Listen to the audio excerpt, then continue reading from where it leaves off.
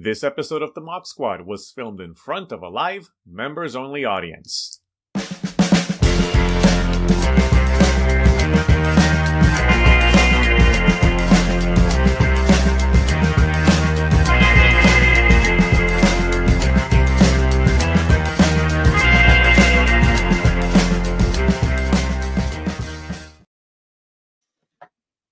Greetings, imagination connoisseurs, and greetings to the one and only Mr. Robert Meyer Burnett. Welcome. Well, greetings, Roberto. How are you? We're this much closer to Project Hail Mary. That's right. It's just literally months away. I can't believe it. Can't wait. Can't wait. I've been good. I'm sorry. Before people go around blaming Rob for not having a member chat, it's been actually more my issue than it's been Rob's issue. I've had I'm preparing for a big conference coming up next month, and I am also remodeling my kitchen floor, and so my weekends have been a little crazy. No worries, man. By the way, I'm noticing at the bottom of the frame, it looks like there's an E and an X. There is, and people they might think it's a sex film, but it's really The X with Nick Mancuso from 1996. Just saying. Okay. For those of you.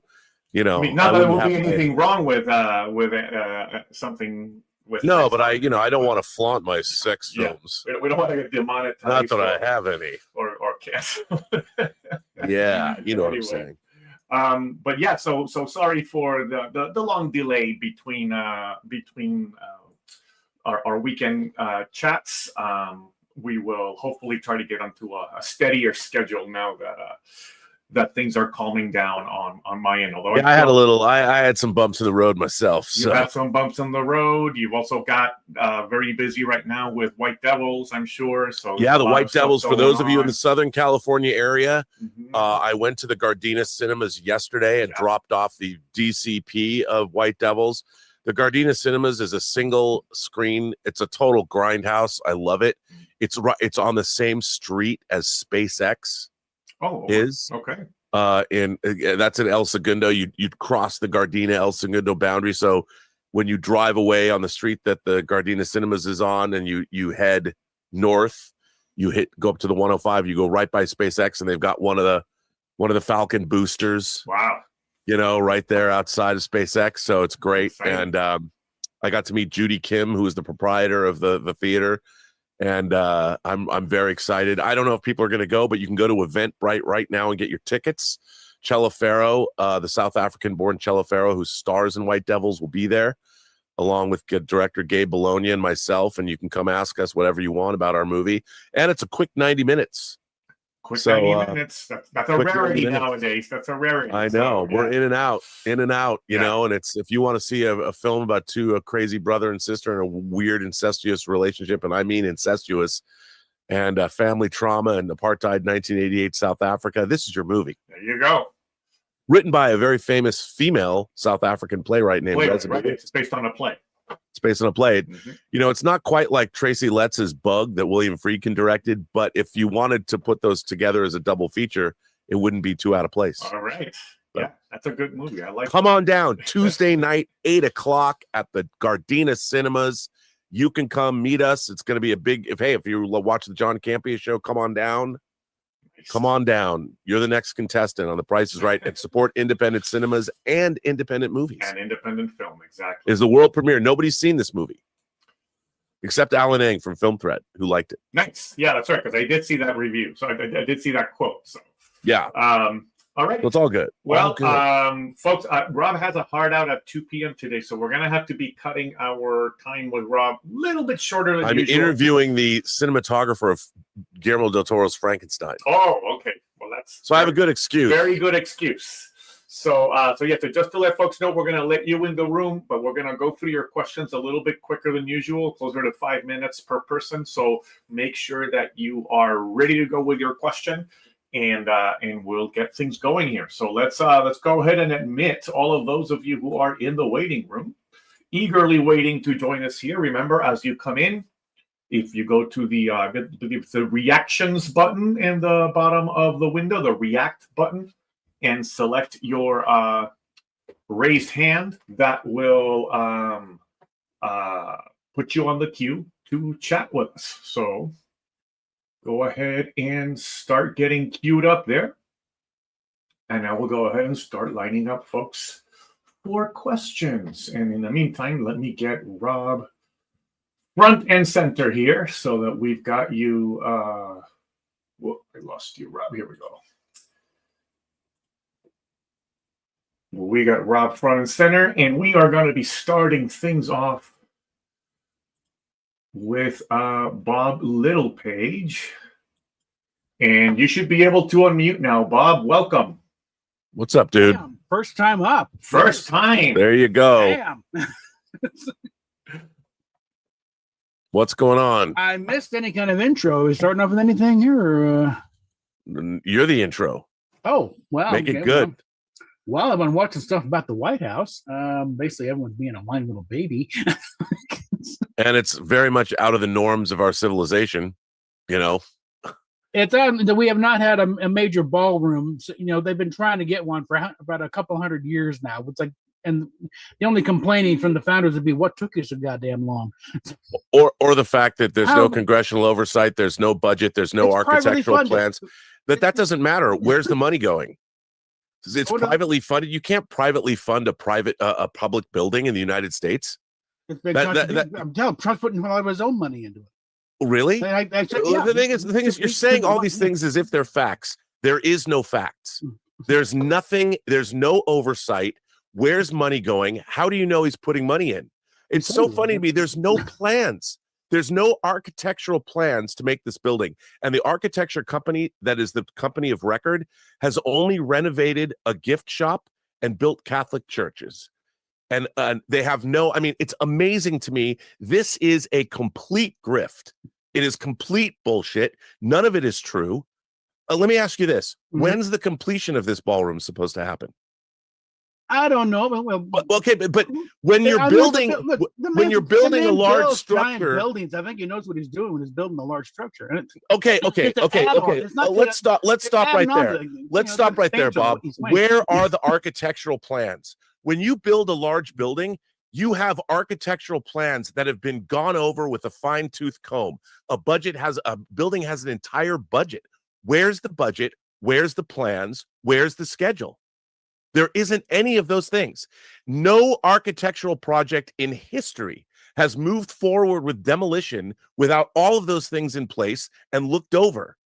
We have none of that. The American people and you are just going, blah, blah, blah, it's going to happen. We don't have it. And I'm sure. Dude, no. You don't understand. This is a public building. It's a public building that is not owned by Donald Trump or any of his subsidiaries. This building belongs to us, the people. We need to see the plans before anything like this has ever happened. And the fact that people are just like, blah, blah, blah. I mean, what? It is so out of the ordinary. It is the ultimate form of corruption. You're like, it's all private donations and people are putting money into it. He can't do that. It's illegal. And everyone's like, whatever. Dude, this is the pinnacle of corruption. It is so far beyond the pale and outside of our political norms. And look, I don't mean to get political to start this show off, but the fact that you don't seem to care and nobody seems to care is the problem. This is a problem. And this is the fact that we now live in a world, the government is shut down and people are making, why are we attacking Venezuela? We're attacking boats and killing people. And no evidence has been presented at all. We have the government of Venezuela going, you're killing innocent civilians. These drug boats are small boats that are supposed to travel over 1,000 miles of ocean. Do you know what drug dealers know how to do really well? Import drugs into this country. The fact that boats are being blown up by the American military proves to me that's bullshit. This whole thing, I mark my words, watch this in the next 3-4 months, and you can go back and watch this broadcast. If we go into Venezuela, do you know what we're going to do? We're going to take their oil supply. That's what we're going to do. Watch that. Watch that happen. Illegal, amoral, unconstitutional. There's no evidence that's been presented at all that there is any kind of, people are just like, oh, it's drugs. Really? Drug dealers don't have their boats blown up by the American military. They're smarter than that. We, however, are apparently dumb. I'm sorry to get upset, but I'm watching our country being torn asunder by a bunch of lying thieves. And look, if somebody presents the American people with how about architectural drawings that can be looked over and a budget? That's all I want to see. Let's see a budget for this ballroom and this construction plan, and let's see the plans. Because anybody who's ever built anything has a budget and they have plans. That is the beginning of any architectural project. Let's see them. And if we haven't seen them, which we haven't, don't believe what they're doing. Because the very basis of an architectural project. So let Bob talk more. I'm sorry. Yeah, come on. I've gotten 2 words out here. What the hell is playing me off here? But you're sitting there like everyone's going, oh, he's paying for it. What does that have to do with anything? I mean, anything needs a budget and a plan. Well, it has to. There's no taxpayer dollars going into it. It's all. It doesn't matter if there's taxpayer. Who cares who's paying for it? The building is not his. He can't do anything to it, and yet he is. He does not own that building. And everyone's like, he can do anything he wants. No, he can't. The building isn't his. It's not owned by him. Ask for the money, ask for the budget, and ask for the plans. Well, I'm pretty Where sure are he's they? Pretty much built half of the skyline of Manhattan. I think he knows. He hasn't built any of it. He's bought it. He's bought it. He's never built anything. And anything he has built. Things they've built. What has he built? What has he built from scratch? I think Penn Station they pretty much rebuilt from nothing. So, but, okay, you know what? If he did, it had a budget and it had plans. Yeah, and I'm sure there's some plans in there somewhere. Okay, but ask why haven't we seen them? Wouldn't you expect to see if somebody's going to renovate a public building? I've seen a conceptual drawing. There's some plans somewhere. They know what the hell they're doing on that plan. Do they, or did they AI generate those plans? They still got to put input. The AI, you can't just tell them AI just give me a plan. Both. Yes, it can. You can type whatever prompt you want. Where are the plans and where's the budget? And where's the money coming from? And where's the money being put? Where is it? You can't hold you can't if he's taking in private money for making a public building. Come on. Where's the budget? Where's the plans? Ask for those things. Yeah. We haven't been shown them. Until we've been shown those things, it's all bullshit. Because that's the very basis of architecture. And we haven't been shown those things. And people are just buying into it. Why was the budget $200 million in July and it's $300 million now? It went up by 50% almost in a few months. That's what? Nobody who's ever built a house or anything would have allowed that. And why are we just whatever?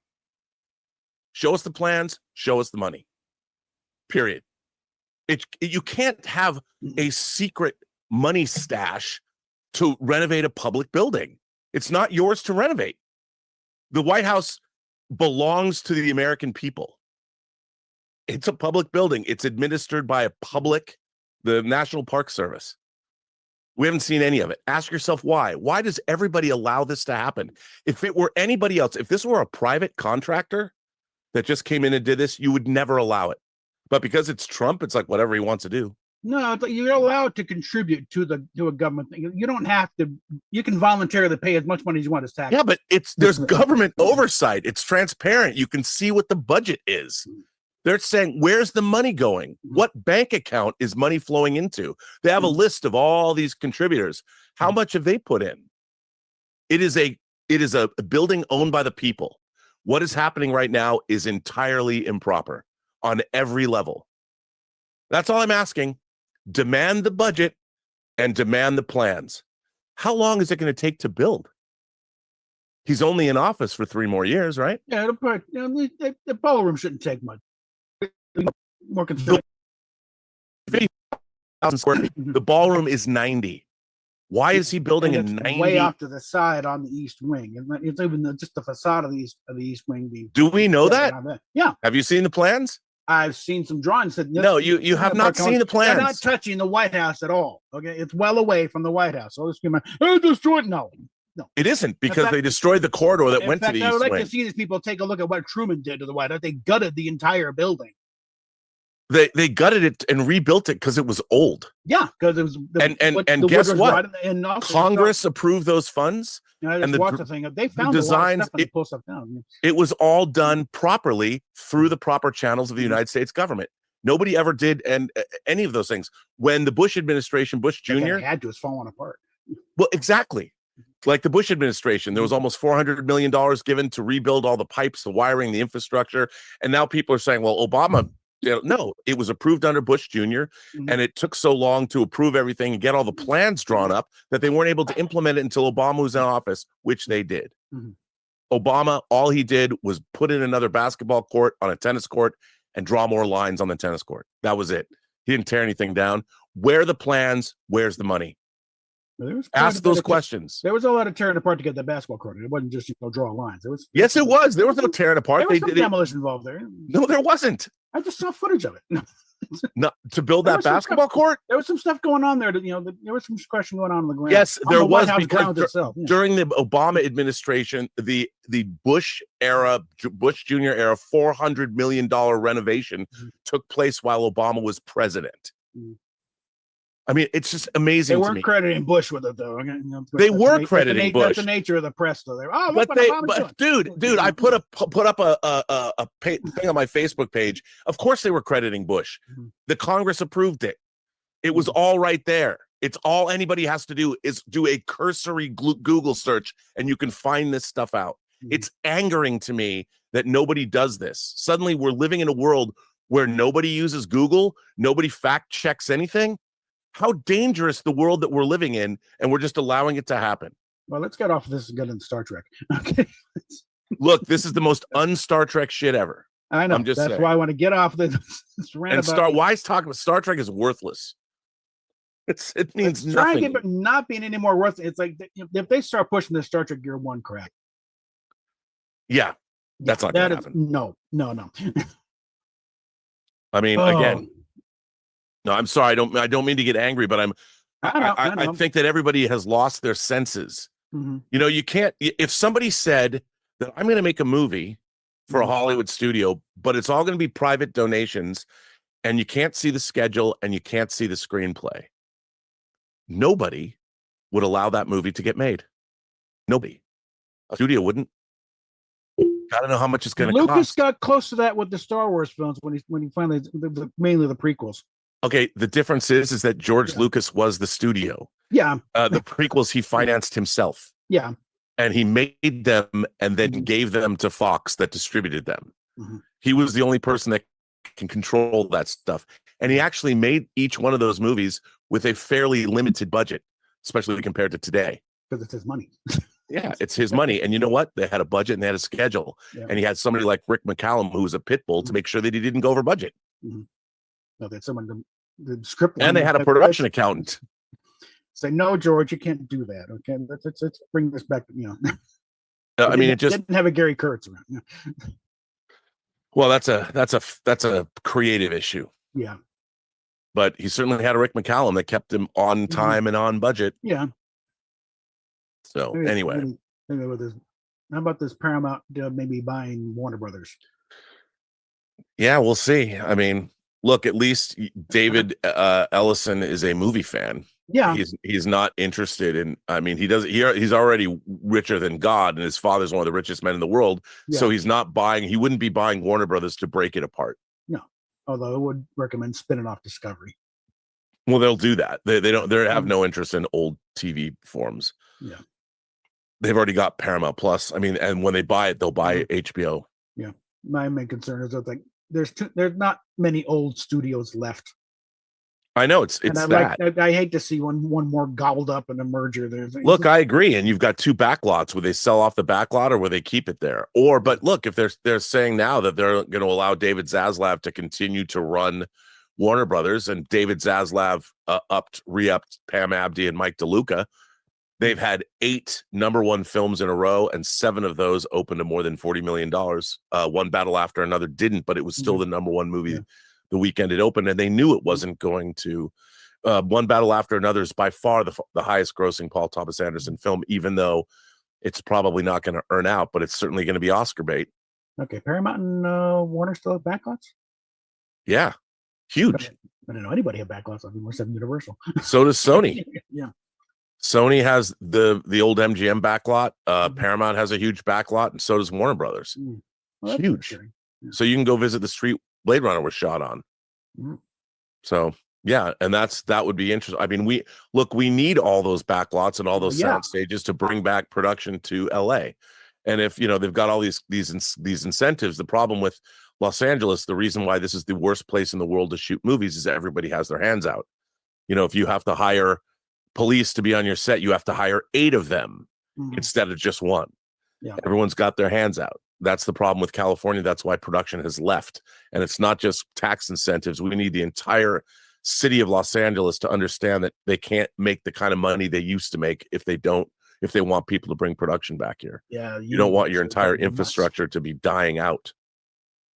Yeah, the unions are going insane. I don't think they're, Well, that's another problem. Yeah. I mean, there's no work for anybody because you can go just about anywhere else on the planet and make movies for less than you can in Los Angeles. Yeah. Which is too bad. So I wonder, let's see. Feeling salty today. I'm sorry. Apologize. I'm sorry, folks, for starting off with the White House thing. Okay. No, I mean, I apologize. Just ask for the budget and the plans. I'll do a Rush Limbaugh video later on that, maybe. Okay.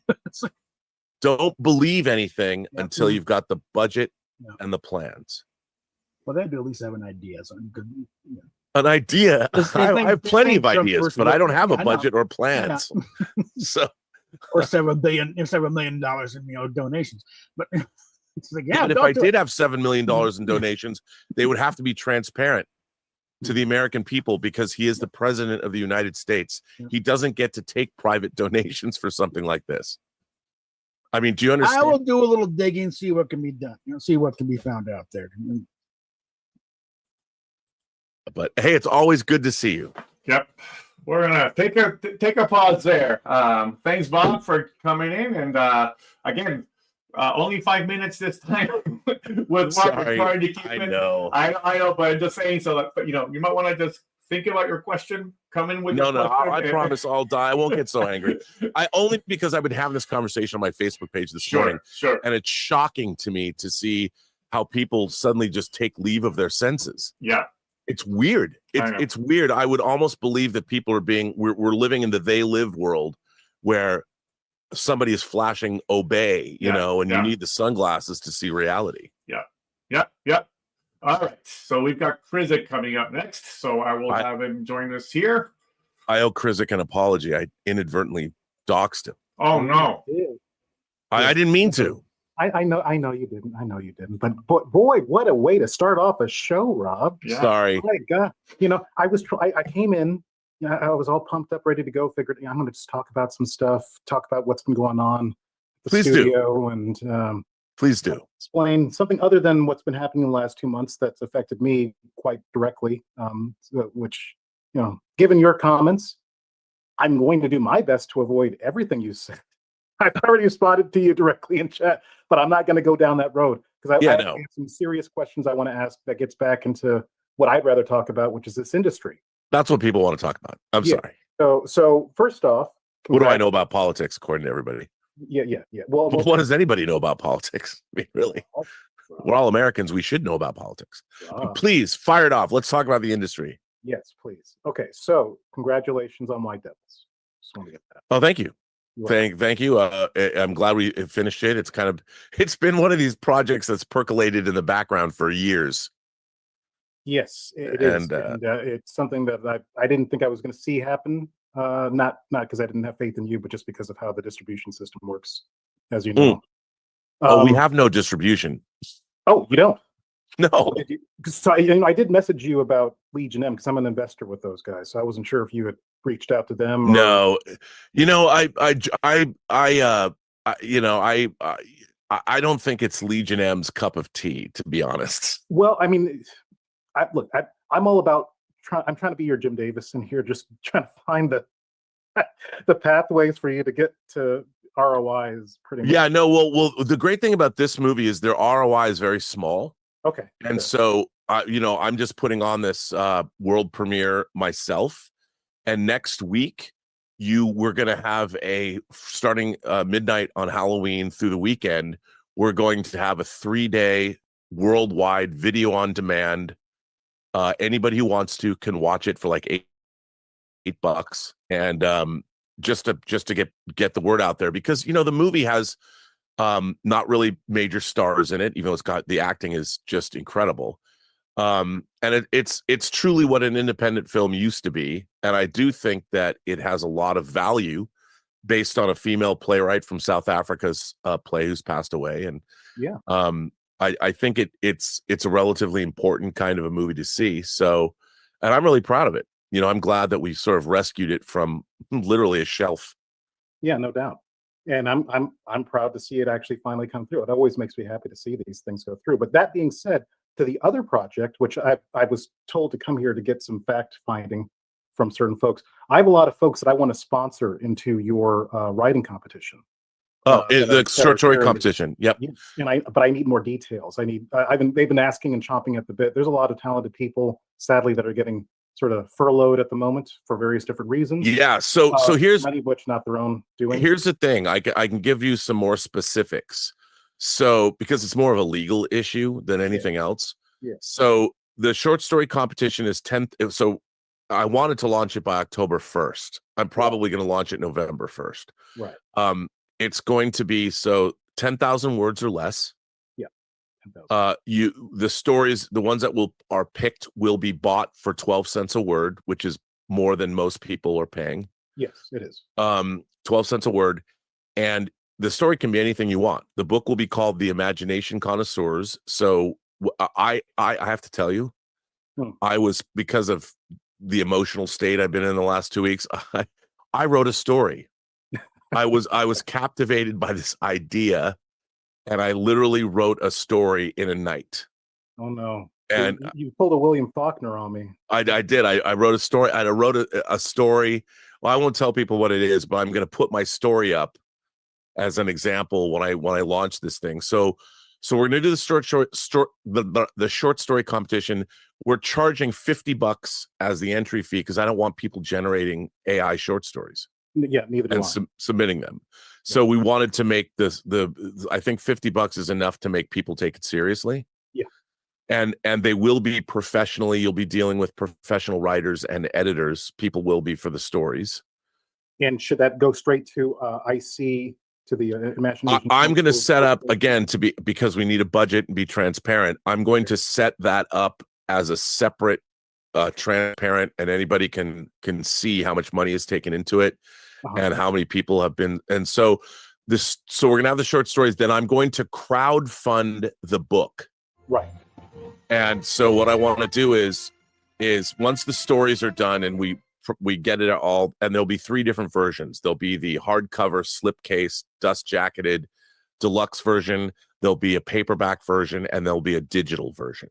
Sweet. And last question, real quick, before I get cut off, is how long is the embargo for right of refusal? For 3 years. 3 years. Okay. I thought it was that. I just need to verify. Yeah. So we're going to own the stories, because the idea would be, here's what I want to do. If the stories are good, I want to shoot them, and I want to do an anthology based on the book. Now, is that going to be just you, or are you going to be? No, I would have people come in and do it. Again, that would be the kind of thing that we would. I mean, I think it's possible now to do things on a micro budget level. There was a time before the Duplass brothers did this.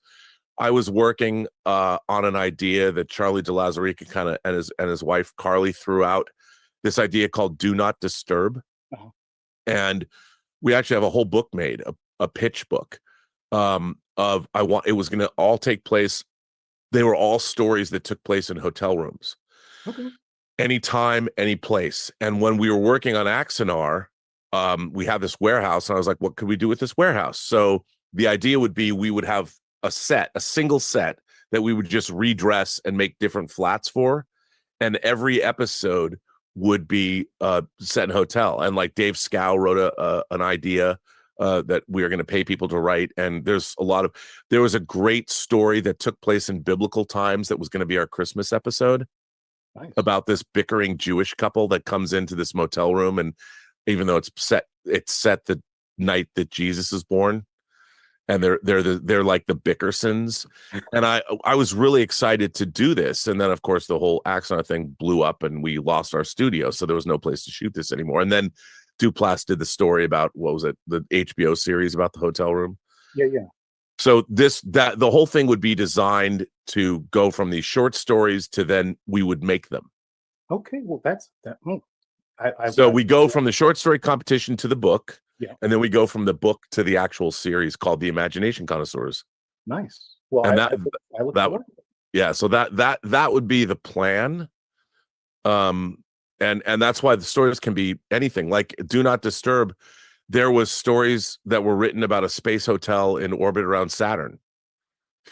So we're gonna have to build, and I've got the book. We did a hardcover presentation book for that series.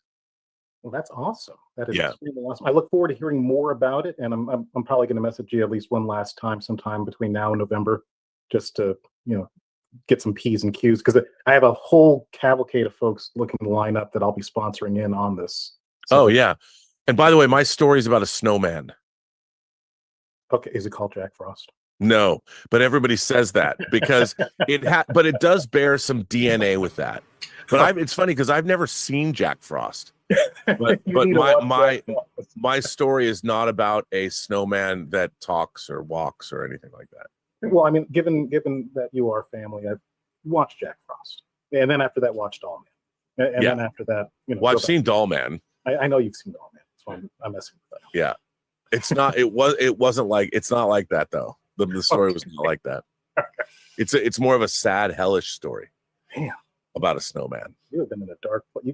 You're doing your Trent Reznor 9 Inch Nails downward. Well, it's the last 2 weeks have been a little rough for me. I know you're doing that right now. This might be the best writing I've ever gotten out of you.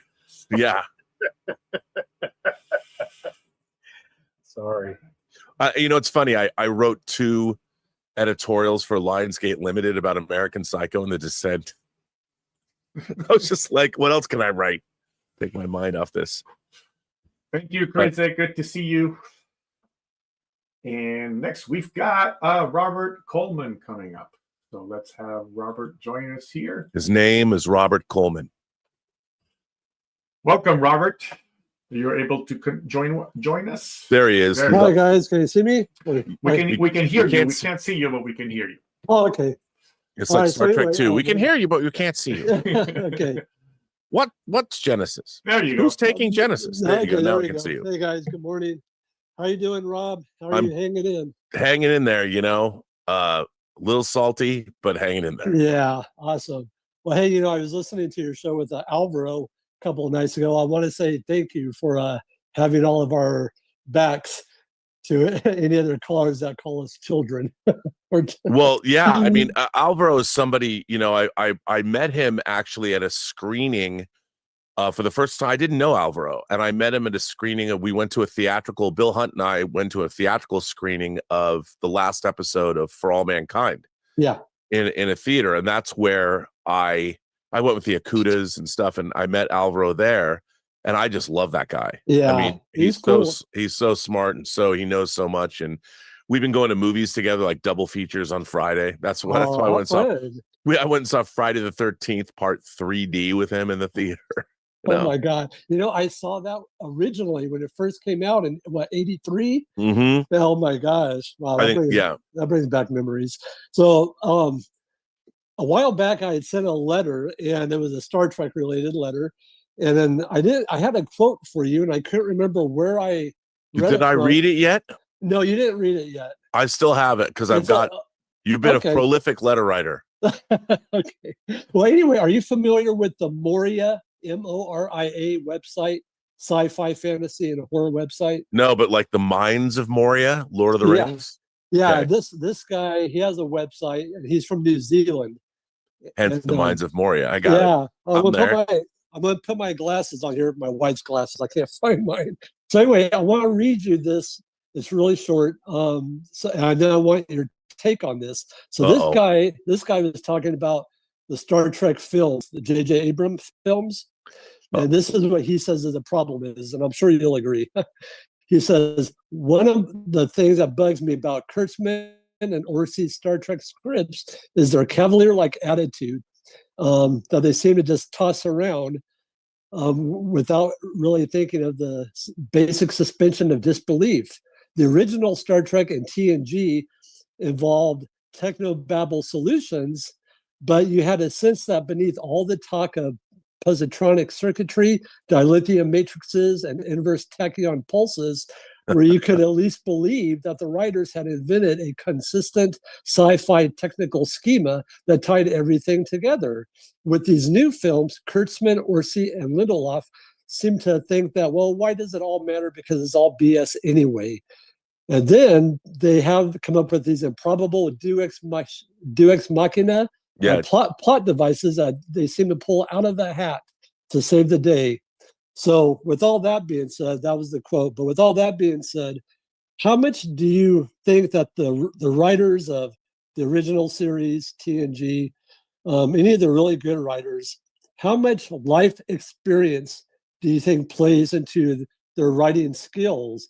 I don't know if the original writers of the original series, if they grew up in the Great Depression, they knew World War II, maybe they fought in Korea. Well, like Roddenberry himself fought in World War II. He was a pilot, and then he was a beat cop. He was a cop in LA, right? And he was the speechwriter for the chief of police of Los Angeles.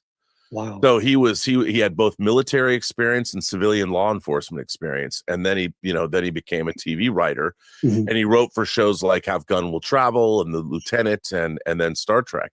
Right. So the funny thing about fantasists, great fantasists have to make you as an audience believe in the fantasy. Right. And so that's why, whether you're talking about magic systems, like Brandon Sanderson writes, I've covered it on the show. He has a great essay about his own magic systems, explaining like, how do you make people believe in magic? And magic just can't be willy-nilly. There has to be, you have to be a method. There has to be a methodology because everything that exists in nature has some kind of a system behind it. Whether it's biology, whether it's, any kind of biology, everything does. The weather does. The way that sunlight works and creates photosynthesis. I mean, there's systems that you have to create and believe in. So, with Star Trek, one of my favorite things was the transporter. Like, they had to figure out from a production standpoint, if you have to have a shuttlecraft that flies down to a planet in every episode, well, that ups the budget because you have to have effect shots in every episode. You have to make new effect shots of a shuttlecraft flying down to a different planet. Right. Well, so they created the transporter, which was an elegant system to get your cast from the ship, from the Enterprise, down to a planet. Now, once you've done that, what it does is suddenly you have an entire system of this fake physics, this fake science thing.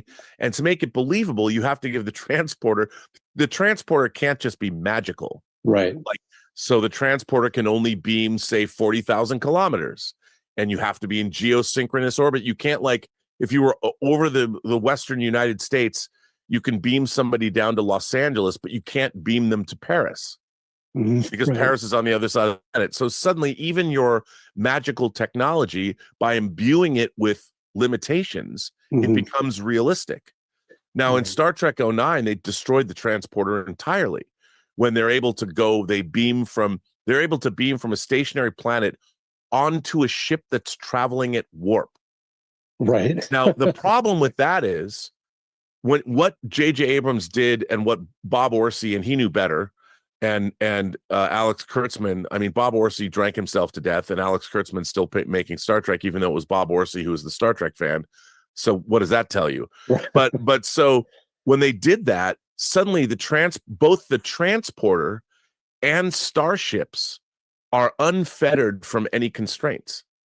And not only that, not only is the transporter, like, how are you supposed to, like, you have to get coordinates, like where to beam, X, Y, and Z coordinates in space.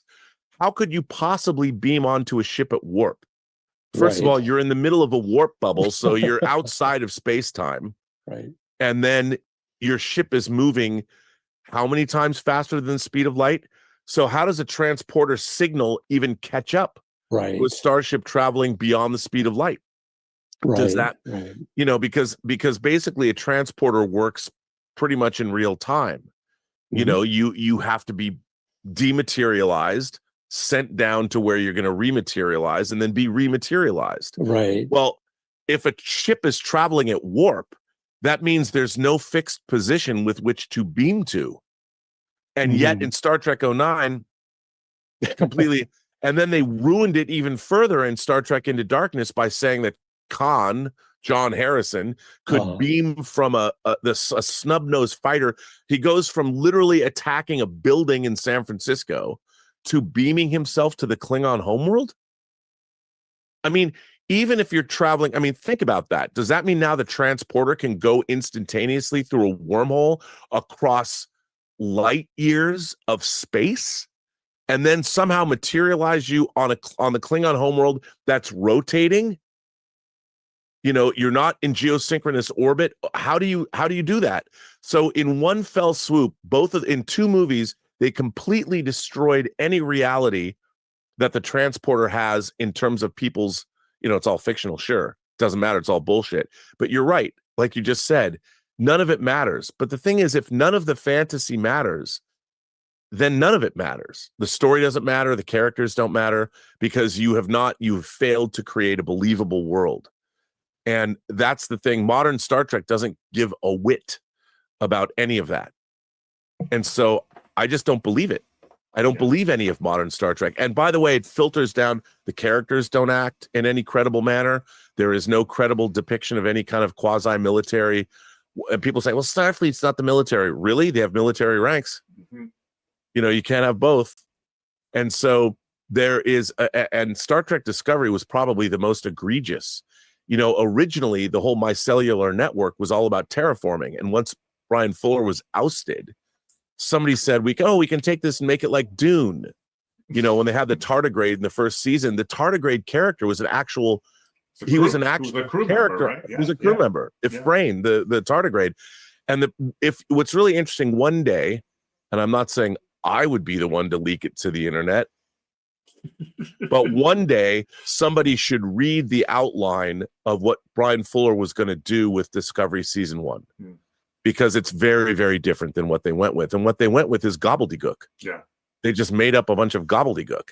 And it's again, if you look at the episode 4.5 Vulcans from this year's Strange New Worlds, which is one of the worst episodes or worst seasons of science fiction television ever made. I mean, Buck Rogers in the 25th Century was much more coherent than Strange New World Season 3.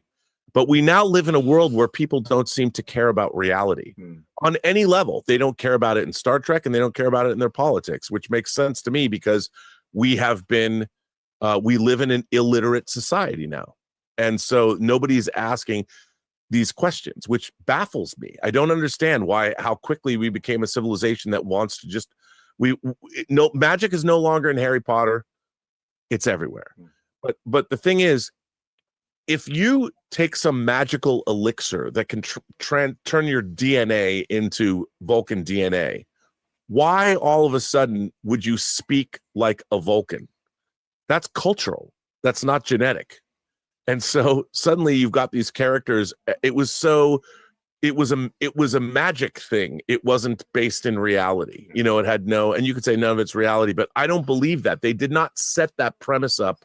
Like, I believe in Rascals because of the transporter or whatever, adults could wind up as children because they've shown us what can happen with the transporter technology.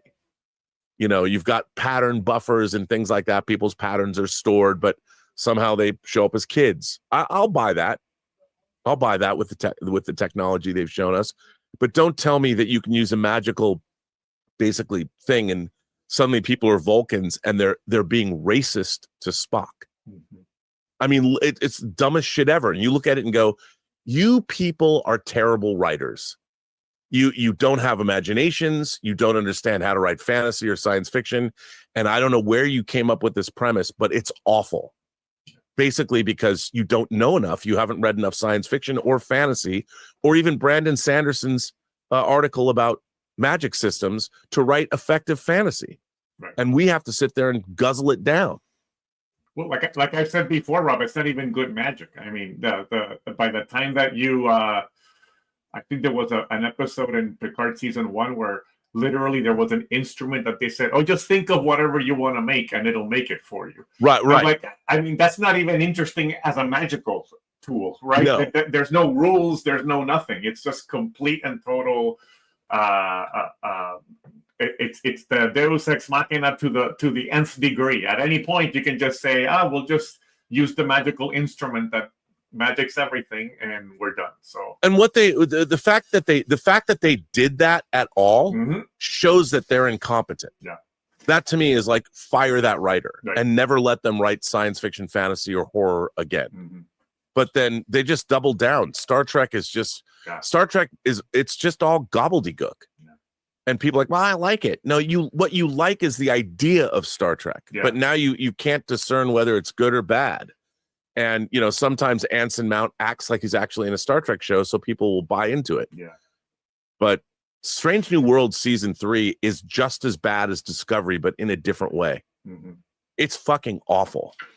Awful. It's like all of the people involved in it think themselves are too cool for Star Trek, so they all do. They're all slumming. They're all too cool for this, so they're gonna kind of do it all tongue in cheek, right? Yeah, and you know what? Star Trek deserves better. Yeah. And those writers, let them go find a show that they'd like to write on. Sure. Yeah. But you know what? Alex Kurtzman also created Clarice.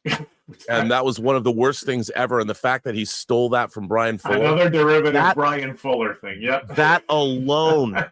And, thank God Brian Fuller went on and made his movie Dust Bunny. Yeah. Writing, he's now an auteur. Thank God, because Brian Fuller deserves it. I love that guy. He might be difficult to work for, but man, he is a singular vision. Totally. And Hannibal remains one of the greatest horror television series, if not the greatest ever made. Yeah. 100% agree with you on that. I even think his take on the monsters was quite interesting and unique. So yeah, and Bryan Singer directed that episode. Yeah, I know. It was his idea to do that. So, all right, we've got Yash coming up next. Sorry for the wait there, Yash. You should be able to join us now. What's up, dude? I'm almost calmed down. So, what's going on, Yash? Hey, what's up? Long time no see. Can you hear me? Yeah, I can hear you. Okay, yeah, I'm watching that new Catherine Bigelow movie, A House of Dynamite, in the background. I watched it. Yeah. What do you think? What do you think of it so far? I'm like 20 minutes in, and I've been watching your stream and passively watching it at the same time. So, dude, you got to give it your full attention because I know. So it's so stress-inducing. The first 40 minutes is very stress-inducing. Okay, yeah. So thank God I haven't been paying too much attention to it, so I can start it again. Yeah, start it again. Yeah, I got to start it again. I don't know. I love Catherine Bigelow, honestly. Like I remember your favorite movie was what's it? What's it? The one with Ralph Fiennes called again? Strange Days. Strange Days, yeah. That's by far my favorite. I know that's one of your personal favorites. Yeah. My personal favorite is Near Dark. Well, Near Dark would be my second favorite. Yeah, no, Near Dark. And Near Dark was the first movie she directed by herself. No, exactly. The movie she did before that was The Loveless that she co-directed. Oh, okay. I've never watched The Loveless. Actually, so for me, like I didn't watch a trailer for Near Dark, but I went to the same university that James Cameron did. Right. And it's called Brock. Like he technically got an honorary doctorate from there. He didn't really actually go there. Right, sure. But they have a really good film school there, so like you kind of just co-op sort of him being part of the fabric. Sure. But whatever, that's fine, right? It's just yeah. So then but by the basis of James Cameron being alone, like being Canadian, the Canadians just have this like weird sort of self-pride about things. By the way, your new premier is a baller. Prime Minister. About that, guys, he's kind of like our version of Trump, and he's way better than Trump. Yeah, exactly. But it's like the Canadian version of it, so it's obviously going to inherently be better because even like it's funny in Canada, like as conservative like as our governments can be, like the Conservative Party, they're still going to be way more liberal than the Democratic Party in America. Yeah. Based off of like the culture and how. Anyways, yeah, like Maple Leafs. I mean, the Blue Jays are in the World Series, so it's like there's a lot of just hype going around. Like, dude, I know, but man, I was worried about John Campea last night. I even sent him a text. I'm like, do you need to come sleep at my house? Oh, about because you know, Ann's the Dodger diehard. I was like, you gonna be okay, dude? Yeah, I mean, we also beat Seattle in the why do you got to bring that up? Yeah, it's too. Why you gotta do that? Like, yeah. Why you got to bring it up? Why do you know I'm? Oh my come on, why do you have to? Well, yeah, you got had us on the ropes until that. I was looking for the hometowns. I was getting my hometown, like the perfect series, and then the Blue Jays had to go fuck it up. Why did you had to bring it up today? Why are you rubbing it in? You want some salt?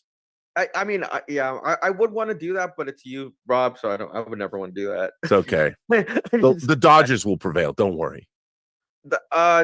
Not this year, man. It's not. Oh yeah. The way that they got beat down yesterday was. My point. It wasn't just a beat down. It was a historic beat down. You don't get his beat down. That was hardcore. When you motivate Canadians and you put them on the ropes, they just somehow figure out a way to punch back, but in a nice way.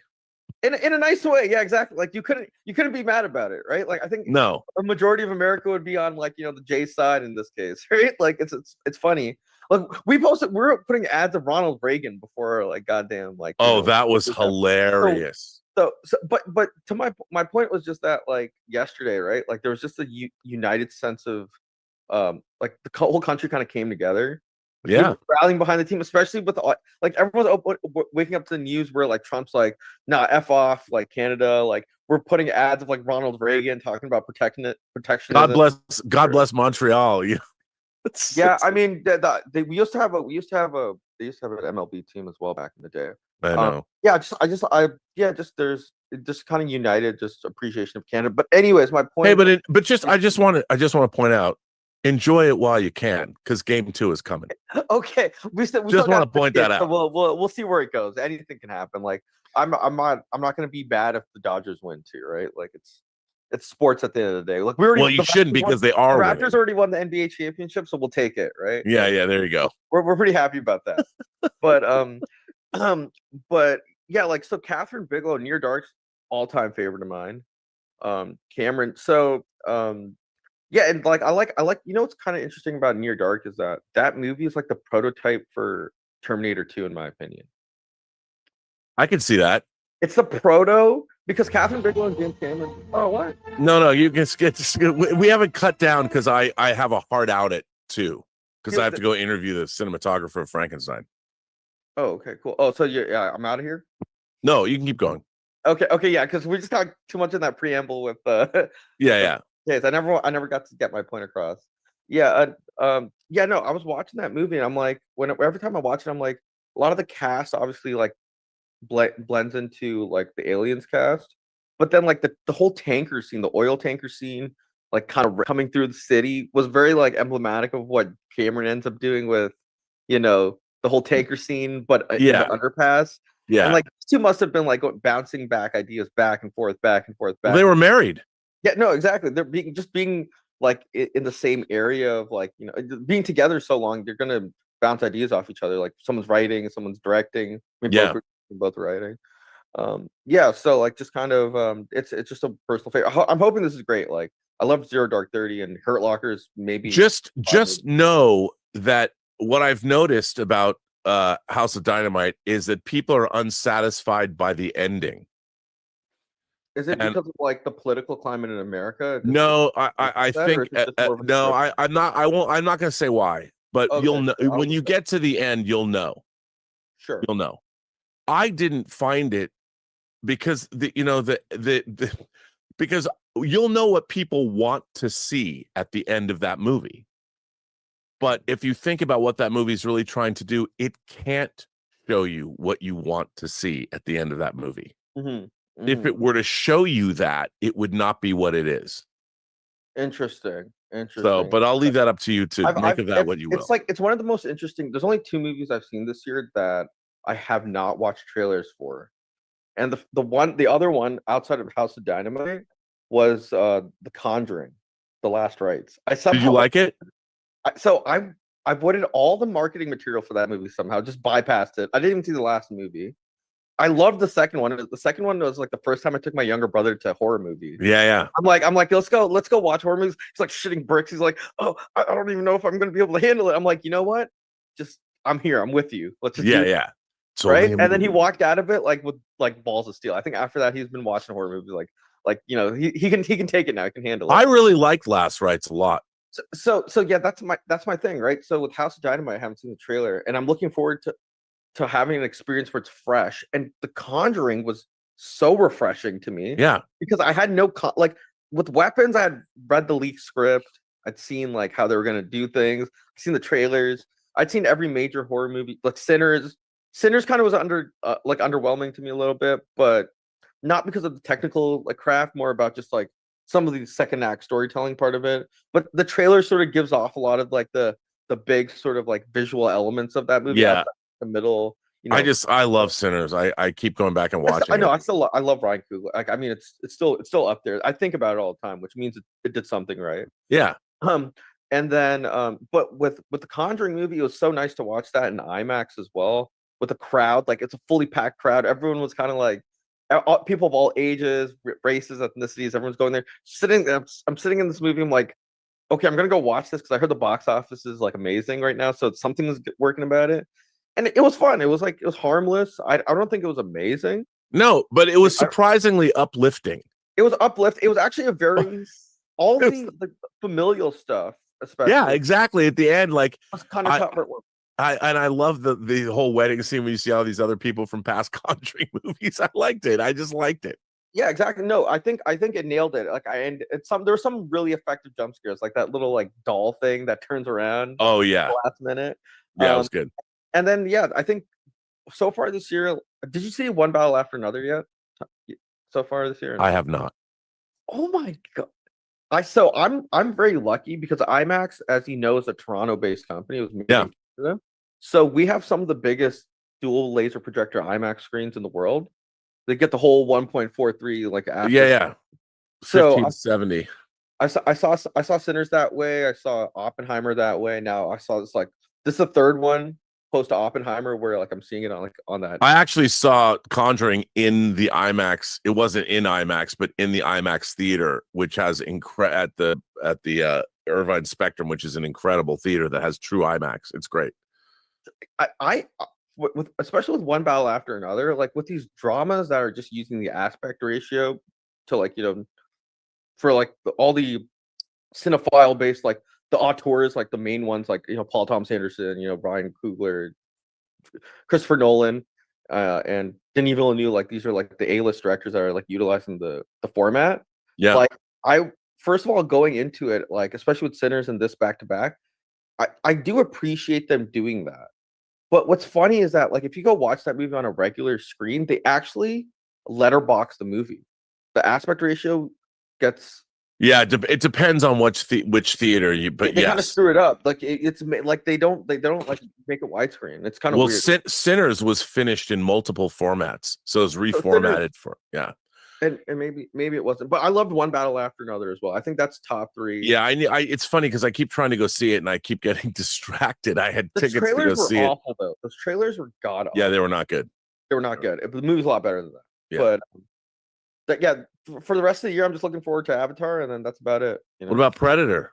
I just bought my fan Predator tickets.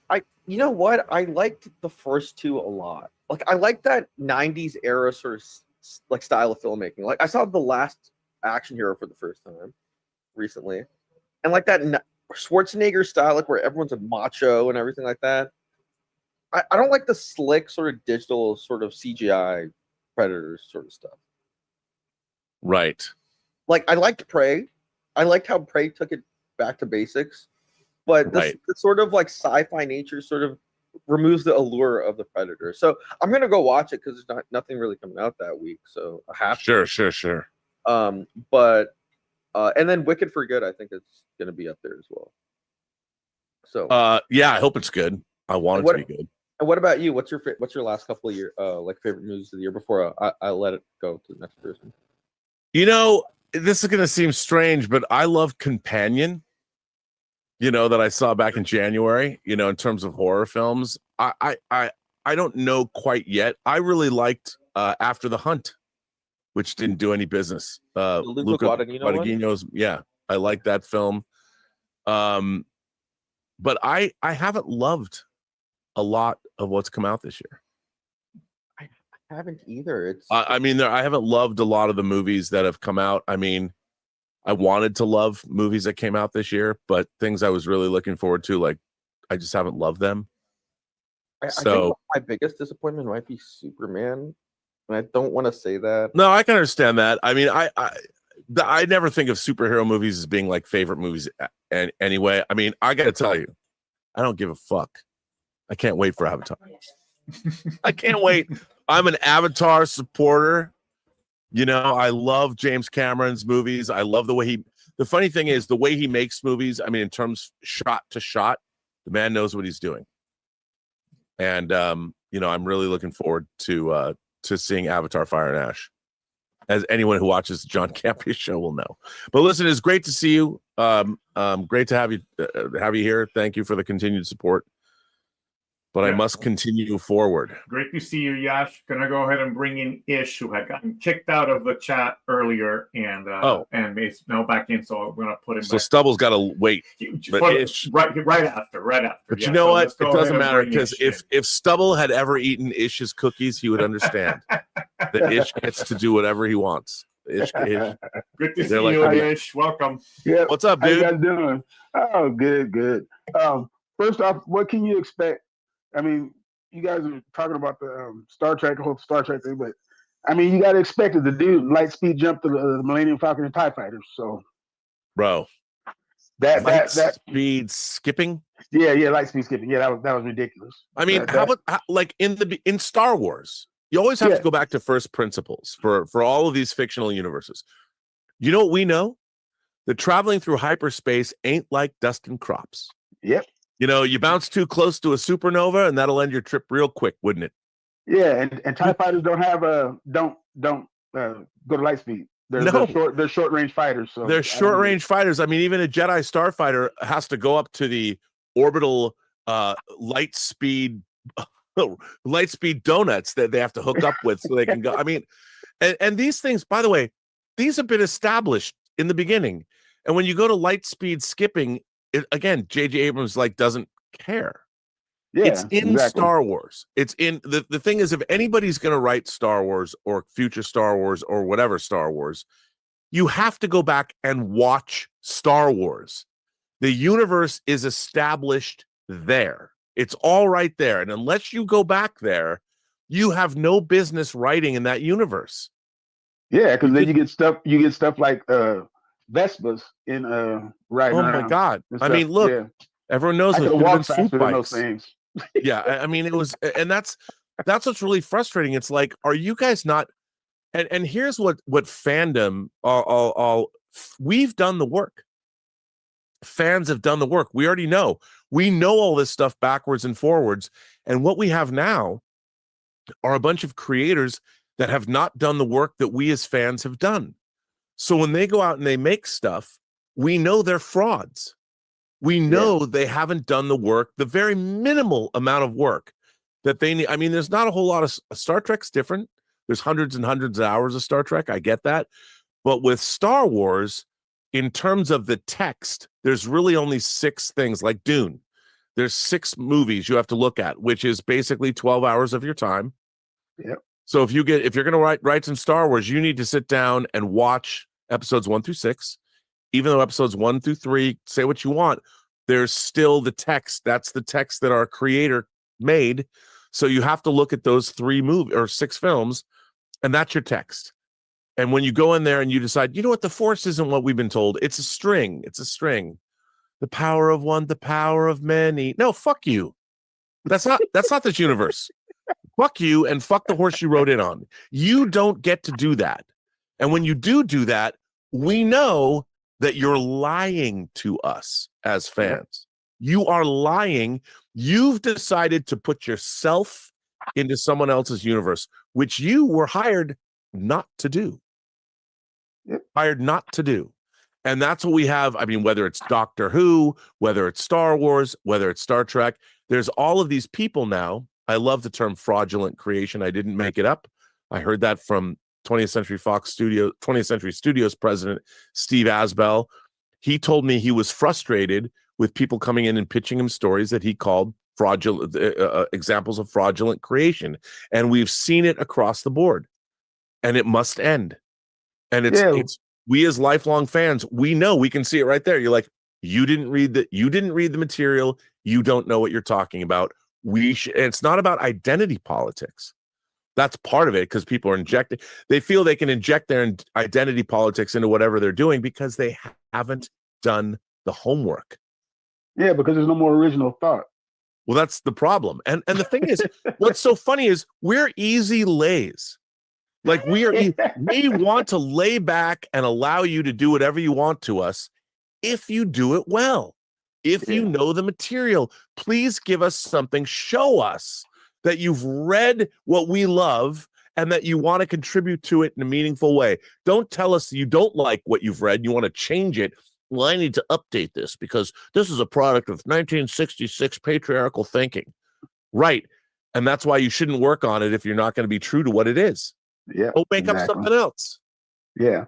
And it's as simple as that. What thing I wanted to speak on real quick. This is because I see my time's running down, but don't worry. Peacemaker. This last season of Peacemaker.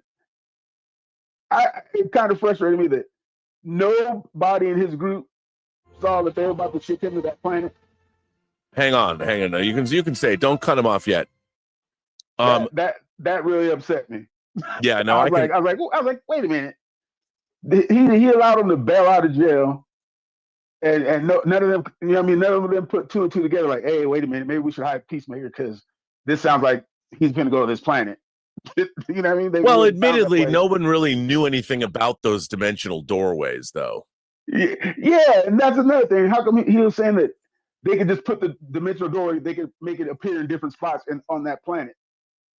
Well, I think that they were all they were looking in the dark. They were just opening doors and walking through because they were idiots and didn't know what it was. Yeah, that was a good sequence. I love that. Yeah. Some of those planets some of the places that they showed those little, I don't know what they were. I don't know what they were, but it reminded me of Wreck-It Ralph. Right. Yeah. That whole Candyland type. Place. Yeah. I really like that. That was pretty good. I like that. By the way, how's your family doing? Oh, my family's doing good. I heard, I'm sorry about your sister and everything. Thanks, I appreciate it. I have a friend that's in that situation right now. Yeah. He's on life support, and we're trying to talk his mom into just like letting him go, because I know we had talked before, me and him, and he was saying that he didn't want to be, if something happened and he didn't want to be left in that state. Yeah, well, it's not living. It's not living. Yeah, and so, but his mom, she had 8 kids, and 3 of her sons have already passed away. She's already buried 3 kids. So I think this was kind of hard for her to let go. So we'll see what happens. He's been on life support for like 2 weeks already. So wow, yeah, to hear that. It's a hard situation, but we're not getting any younger. So no, it's true. Yeah. Cookies, though, your cookies. Yeah. They go a long way. They're better than drugs. My mom's making cookies right now. So. Oh man, does it smell good? Does it smell good in there? No, because they're peanut butter. Oh. I don't really dig peanut butter cookies. I mean, yeah, they're not my favorite. So. All right. But it is what it is. They're for somebody else. But yeah, that's all I wanted to say, Rob. I just wanted to touch bases and have. Well, it's always a pleasure. This has definitely put a smile on my face seeing everybody. Great to see you, Ish. Yeah, it's been good to see you. It's been Thanks a little for joining rough. us. And again, sorry for the technical difficulties earlier. Hopefully, those don't continue to bug you anymore. So we'll kicking Ish out. Come on. All right, let me go ahead and now we go to Sweden. Now we go to Sweden with the one and only Stubble McShade. Welcome, Stubble. Hi. What's going on, dude? How are things?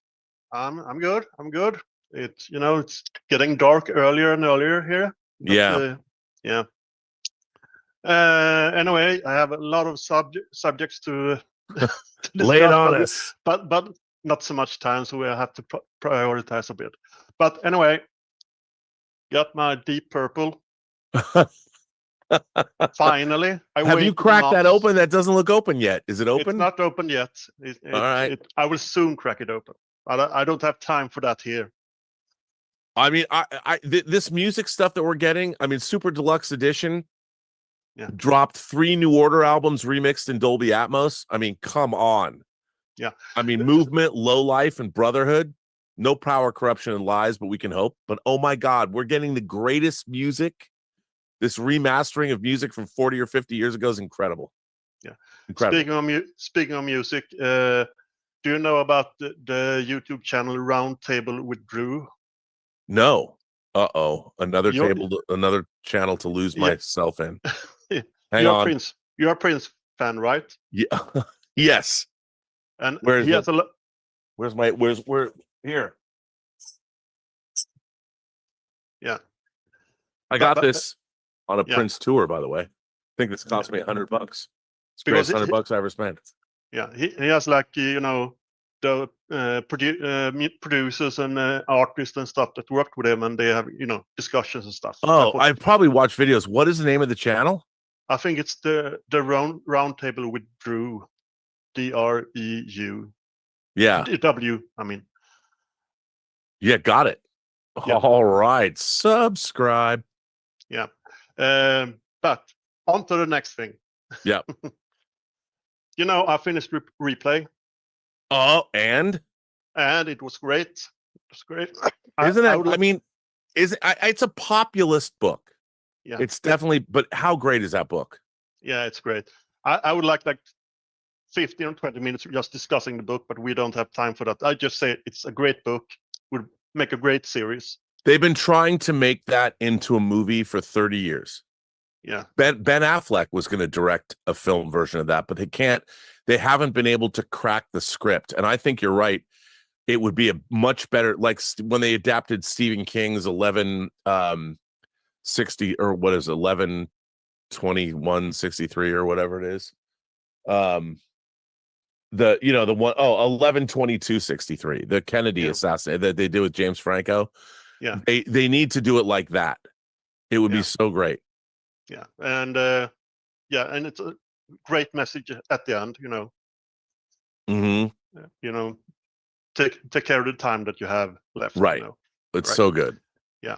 And I'm on the second Joe Ledger book, just the third in. So is that it? Let's see, there's Patient Zero. Dragon. That's I love that. The twins. Yeah, it's much better than the first. It's better than the first one. Yeah, it is. The first, like a lot of these series, the first 5 books are the best. Yeah. And then I mean, but then he came back and hit his stride because they're very formulaic in terms of their structure. Yeah. But and I have a few questions about the writing in the short story competition thing. Oh yeah. Lay it on me. First, I sent the story in 2-3 years ago. That story is, if you want to keep that story, all those are still in place. We've got those stories. That's a higher cost now. So do I have to add? No. If you've already sent it in, there's no. If you want to revise that story or if you want to send in another story, you don't have to pay. Right. But then I had a question about rights issues because I watched the Truman Show recently again. Yep. And I think it's a great movie, but I just wanted to tell Marlon's story. His childhood friend. Sure. They met when they were 7 years old. So far, we are only going to take the rights to the stories for 3 years. Yeah. So we just ask for 3 years. But I was wondering about, the Truman Show, there's a rights issue. Can you just use Marlon's character, or do you have to make it? You can. If you were to write a sequel to your story, we would not own that. Yeah. It's because we don't want to be like an ownership thing, only because the only reason that there's any ownership rights is because we want to make a TV series out of it or a streaming series to do something. I mean, that's the whole point would be to begin this process. And hopefully I would love to do, like I said, an anthology series, and we would do it not expensively. You know how Robert, but Stubble, is your point that that you're going to be submitting a story based on a pre-existing IP? Yeah. Is that what you mean? That you can't do. Okay.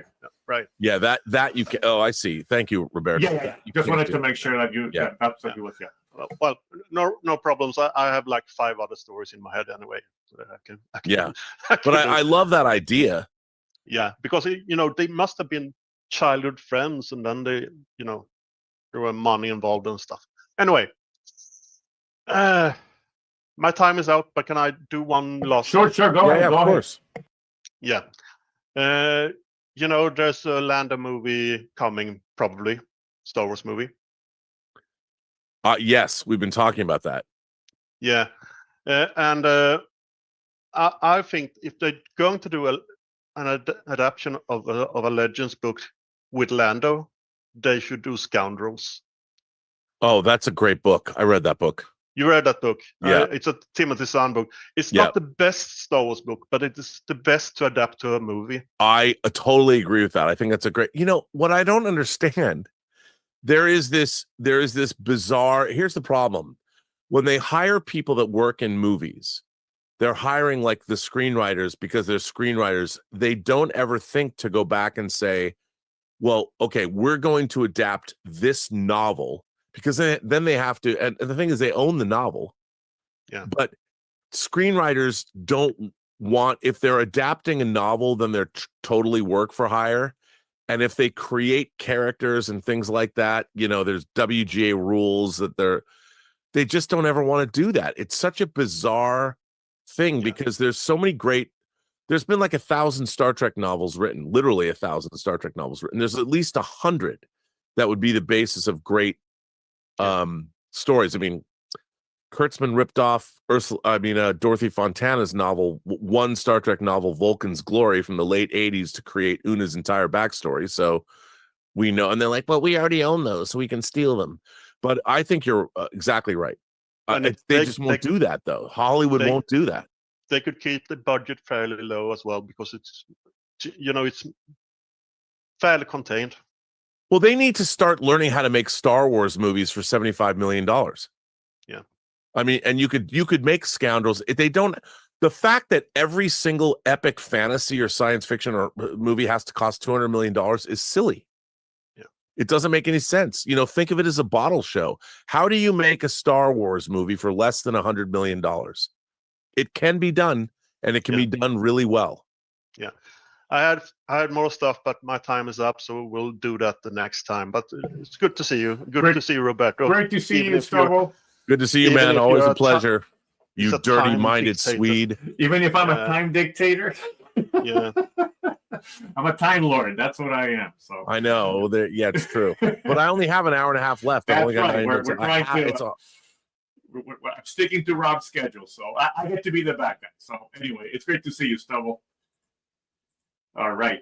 And Modesty. Oh, what did I do? What did I mean? One of my favorite people in the world. I want to come and get drunk with you in Europe. There we go. Travel around. Modesty. Did you unmute? Oh, you unmuted her already. Welcome, Modesty. Hi, Roberto. Hello, Hola. hello, hola. Estás... En la lucha. How are you? I am in my country house and I'm in my onesie. That's the best way to be.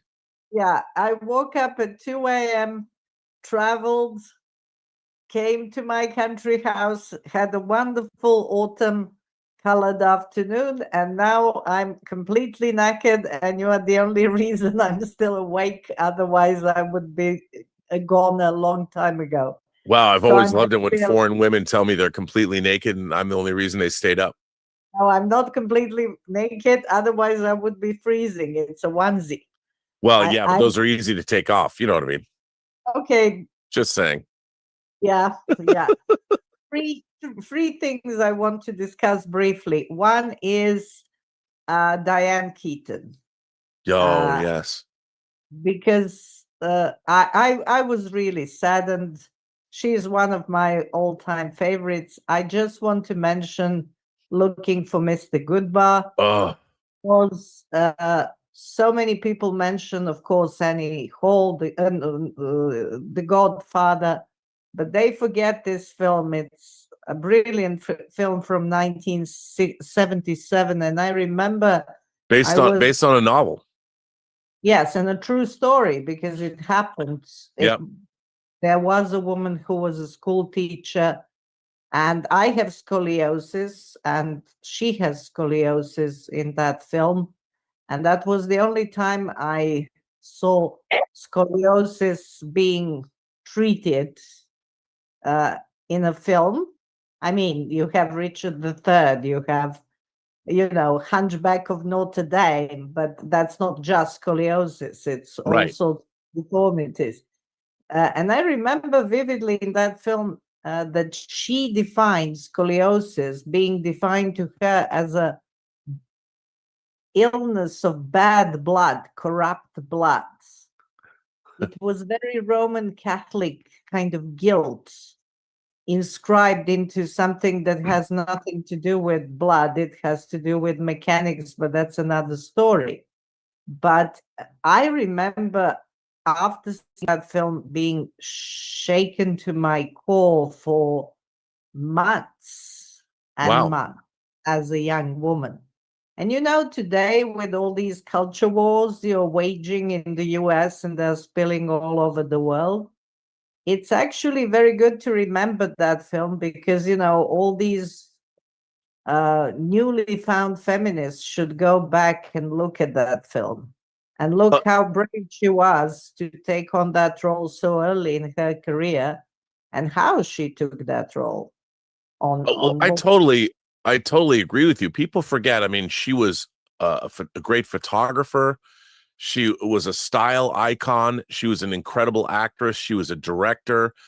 And, I feel that there was, I mean, maybe it's because I look back, but growing up watching her, there was a level of maturity in people that seems to be completely bereft in modern culture. Whereas like you said, looking at her that's a rough movie. Looking for Mr. Goodbar is a rough film. And I think a lot of people today, especially women, would be like, oh my God, they would find it very problematic from a number of different levels. And I think, no, it was a very mature film that was very honest, based on a book. That's not. It's honest and it makes you think, and it's not pretty to watch at all. But you think about films like that, like you think about Lars von Trier's Breaking the Waves for months after you see it. It's like, oh my God, what has happened just now? And it's what you said, it's the truth of it that is important. And for me, she was unbelievable, all the things you said. But you know what I found great in both her and another icon that I love, Katharine Hepburn. Oh, yeah. This kind of refusal to be anyone's victim. She said about Al Pacino, who never wanted to marry her. She said, okay, he didn't want to marry me and I left. Right. That's it. And Katharine Hepburn famously floored me by saying she was very old, in her 80s, and somebody was interviewing her about Spencer Tracy, and she said, but I made him miserable. Right. They were like, but this is such a great Hollywood love. And she said, yes, but he was a Roman Catholic and he left his wife and kids for me. That made him miserable. I never made him happy. That was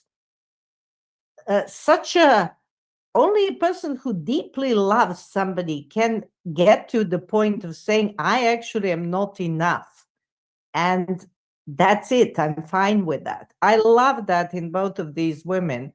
And this kind of, she went on and adopted 2 kids because she didn't get married. She didn't moan. She didn't advertise her adoptions. There was a style in everything she did. And 100%. And I was really saddened. And just briefly talking about the White House, I'm going to ruffle some feathers here. Please. I put a link in there in the chat some kind of fact-checking link that the Clintons actually used private funds to renovate parts of the White House, and there was no congressional oversight, and it's a gray area. And I can bet my life that Trump's team knows this, and they're like, okay, if you let this go, then you will let this go as well. The difference is that the Clintons spent around $300 and something thousand, and then, of course, famously took all these things away with them when they left the White House. But that's another scandal and another story. But once you make a precedent, which is dodgy, another side can use that fact to their advantage. So fair play. But I also want to add to this story another ingredient, and that's British influence in this. You know, Trump was wined and dined by the Windsors twice. And I can bet my life that the glitz and glamour of Windsor Castle directly inspired what is happening to the White House now. Oh, I don't doubt that. Because nobody can do it better than Donald J. Trump. And that's what is happening right there.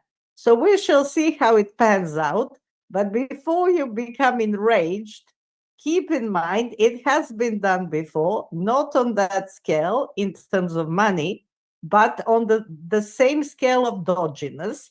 And of course, he's going to wave the Clinton flag if asked. So, you know, you should take that. Well, it's interesting then that he would take the Democratic Clinton precedent to use as something to aspire to. No. You misunderstand me. It's legal precedent. No, I understand, but to use Clinton aspire to, it's a legal precedent. But I would like to look into that and see was there a plan? Was there something? Was there a schedule? Was there something? No, I actually did a bit of digging. So it's what's going on. This second mandate is very much about legal precedents, and they're always taking that route. I'm following what's happening. I'm not American, so I have no, beef in this. I just wish Trump had better taste. But we Europeans would say he has an American taste. And we would be very snobby about it, Look, Tom Ford's American. I'm a big Tom Ford fan. He's got good taste. I'm just saying, if we want to talk stereotypes, but he's obsessed with his legacy, and he's not the first. He won't be the last. No. We shall see how this looks. The fact is that in East Wing, there were offices of the First Lady. So that was what East Wing was about. And people who went there, they said, at least from what I asked around, that it wasn't glamorous in any way. So we shall see. Do you know what else? Do you know what else was in the East? I think it will be covered in gold. It will be gold everywhere. Do you know what else was in the East Wing of the White House that they demolished? No. The movie theater. No. That you're wrong about that. No. The colonnade leads to the movie theater. So no. What was demolished are offices. Movie theater is not there. Are you sure? I am 99% sure that you have to walk through towards the main through that colonnade, and then you hit the movie theater. I'm gonna check that right now. Why don't we do we'll put a pin on it there and and research it. Yes. The movie theater was in the East Wing and it's gone. Okay, then it was converted by Franklin Delano Roosevelt into a movie theater in 1942, which is part of the East Wing's construction. And so it's gone. Do you know why? Look, because Donald Trump doesn't watch movies. He doesn't care. That might be, but also I couldn't read the whole article. I'm just shouting it out to everyone. I read just bits, but there is a big piece in Architectural Digest on White House and who built what, and very detailed. So I think everybody should read it anyway because it's a historical building. I agree. But here's the real thing.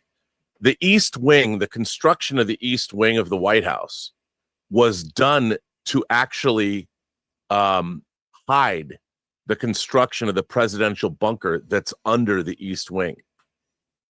So by destroying the East Wing, they've now opened up, they're going to rebuild that bunker and update it, according to CBS News.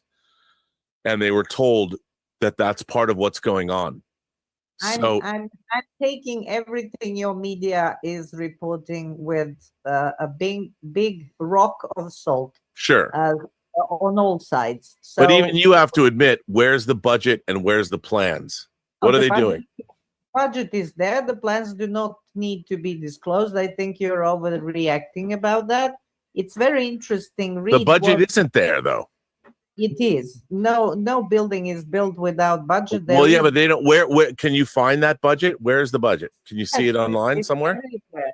It's everywhere. It goes between 200 and 250, but I'm not. It's up to 300 million now. According to which media? Calm down. Okay. So wait, you're not going to believe our media now, but you're going to believe that there's a real budget? I don't believe any media. I'm from the media. That's why I don't believe the media. I know the media inside out, so I know how people, especially when it comes to maths, and when it comes to things related to maths, I wouldn't go there too much. The only publication I believe when it comes to that is Financial Times and no one else. And with that, I'm also cautious. So in hysteria, which rules in your cultural war, I don't believe anyone much. But the fact is, it's a murky thing when it comes to private donations. Read that link and you will see the Congress doesn't have actual, they can call people to kind of present evidence, but they can't, because it's privately funded, they can't have full oversight. It's very gray. And it happened during Clinton's, and they're using it. So, and they're using it precisely because it happened during Clinton era. So that's my opinion, though. Look, all I know is that Trump loved Bloodsport. He loves Jean-Claude Van Damme's Bloodsport from 1987. That's true, by the way. I don't know. He loves golf and he likes to win in golf. He likes to win, but who doesn't? But anyway, that's my little thing. I found that link that might be useful. And just briefly, and I leave it to you, I'm not going to say anything. Invasion ended, or did it? Okay, I have not watched the last 2 episodes of season 3 yet. I've only up to episode 8. And I know that Ray Ora, that I used to, who was on, he calls me up and he actually sent me a text that said, "They killed my boy." And that's all he wrote to me. That's all I know about Invasion, the last 2 episodes. Well, I'm not going to spoil it for you. I'm just going to leave you with a question. When you watch, Invasion ended, or did it end? Yeah, all I know is that's the slowest invasion I've ever experienced. It's the slowest, and I must say, there was the last episode, I didn't pay attention. The last episode was a Russian director, and that explains the slowness, because that's a Russian thing. Yeah. They are slow. You know, big movements are not happening there. It's very slow. And it's going to be slow until the end. That much I can spoil for you. All right. I can't wait to see it. All right, Modesty, we're going to have to say goodbye because we got several more people on the queue, and we've got a timeline here to stick to. But it was great to see you. And Stubble did remind me we have a super chat, so let me go ahead and share that quickly from Cupcake 29482, $5 Canadian. Thank you so much. If I want to get into the Star Trek series, should I watch Enterprise first, then Strange New Worlds, and so on? So in other words, watch it chronologically is what they're saying. Here's chronologically. The original series. Yep. The animated series. The movies. The classic movies up through Star Trek 4. Star Trek The Next Generation seasons 1, 2, 3, and 4. Star Trek 6, The Undiscovered Country. The rest of Next Generation. Generations, First Contact. Oh, pardon me. Generations, no, you know what? Deep Space Nine and when you finish Star Trek The Undiscovered Country from 91, you can start watching Deep Space Nine and Next Generation concurrently. And then you watch Voyager, and then you watch Enterprise. That's how you watch it. Yeah. And then you ignore Strange New Worlds and everything else. All that stuff. That's all bastardization. That's all apocryphal BS. Yeah. Yep. Pretty much. Brian Erdy had gotten kicked out of the list earlier, so I'm going to go ahead and have him join us now. Brian, you should be able to unmute and join us. Rock and roll. How's it going? It is going well. The rest of the channel should feel jealous. When Rob was in Atlanta testifying at the Axonar thing, I got to spend how long did we spend? About an hour and a half, 2 hours at lunch? Something like that. We had a great lunch. It was fantastic. Telling stories, it was awesome. And I told you too much. The only thing, the only negative part of all that was I think I mentioned this to you. I was in the courtroom for a little while. I stayed for half hour or so, and I've never met Alex Peters before. And I'm the only person sitting in the courtroom in the audience. I think there's maybe one other person, but I'm just sitting there observing. And he turns around and looks at me, and he didn't even say a word to me. He just looked at me with such utter contempt. And I don't know this guy. He's a piece of work. He's a piece of something. Yeah. But I was most disappointed to hear how all of that turned out. But so was I. I mean, but you saw how it wasn't exactly, there was no way to do anything about that. I mean, it was. How long were you on the, how long did you testify? The whole day. Really? Yeah. Like I was on the stand the entire day. Damn. Yeah. And it was, and they eventually, they had other people coming, but they ended the day with me. They ended the week. They didn't even let me finish testifying. Like really? They cut me short like an hour and a half. Yeah. I mean, it was, you know what it was? It was an interesting experience for me because the truth was not what was, here, for those of you who don't know, I was involved in this Axonar case. I've been involved with it since 2014. I've been sued twice, beat it twice because it was ridiculous. But I was testifying in Georgia, and what was at stake was Paul Jenkins, Eisner Award winner, director, BAFTA nominee, was being called somebody who was a bad producer. Being called a bad producer by a man who hasn't been able to produce 2 15-minute shorts in 10 years, which is absurd. I mean, it's the height of absurdity. And Paul Jenkins has a great family and all that. And here's a guy, Alec Peters, all he's ever done is grift. It's grift. And the thing that I was so shocked and disappointed about, this lawsuit was like for $60,000. But that wasn't all. He ended up having to pay, or he's going to end up having to pay the legal fees, which is like $180,000. Here's a family man with kids and a wife who's they're going to appeal. But I mean, this Alec Peters is like Teflon. He has victimized people for 20 years, and he always gets off on because he uses the legal system to bully. and he's figured out a way to do that. And unfortunately, his lawyer, or fortunately for him, his lawyer and the judge knew one another. And I've never seen anything like it, you know. And it was they kept dismissing. During the time I testified, they dismissed the jury probably 20 times. I sat there and watched them in the half hour I sat there. They dismissed him like twice. Right. And you can tell they were getting irritated. Yeah, well, they imagine that every single day for the jury. They must have dismissed the jury, and so when the jury goes to deliberate, they can't. Every time the lawyer would object, and the judge allowed this to happen. So I'm trying to make a point when I'm being questioned, and when I got to my point, the lawyer would object, and they would send the jury away. So the jury was not able to hear what was pertinent to the case. I mean, I think it was an incredible miscarriage of justice, and it was difficult for me to not think that, and I wouldn't, you know, I can't accuse anybody of anything, but I've never seen this depicted in a legal show or movie ever.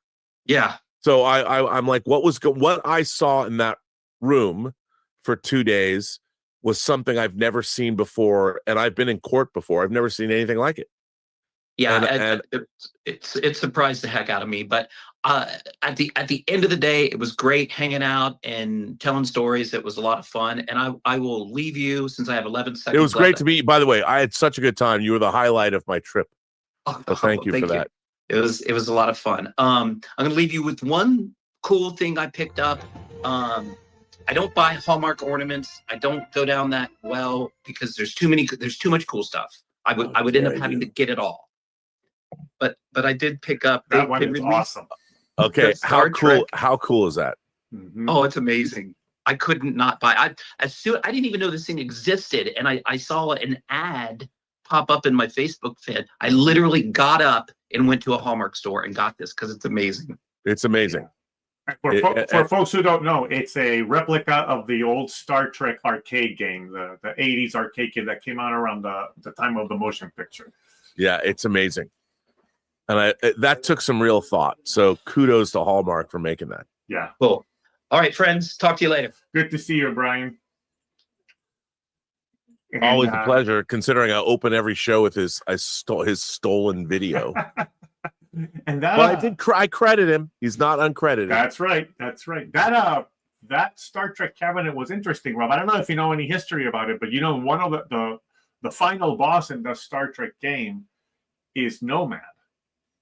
I did not know that. And I always thought it was interesting because there's always comparisons made between V'ger and Nomad, being, you know, similar types of plot lines in those stories from classic Star Trek. And I'm wondering if there was a rights issue that they couldn't use V'ger in the game, so they used Nomad instead. I don't know.